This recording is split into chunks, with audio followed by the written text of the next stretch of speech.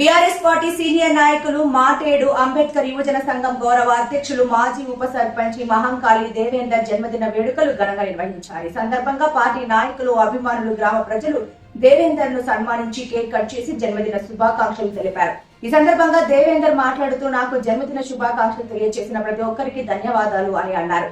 ఈ కార్యక్రమంలో మాటేడు గ్రామ బీఆర్ఎస్ పార్టీ నాయకులు, కార్యకర్తలు, గ్రామ ప్రజలు తదితరులు పాల్గొన్నారు.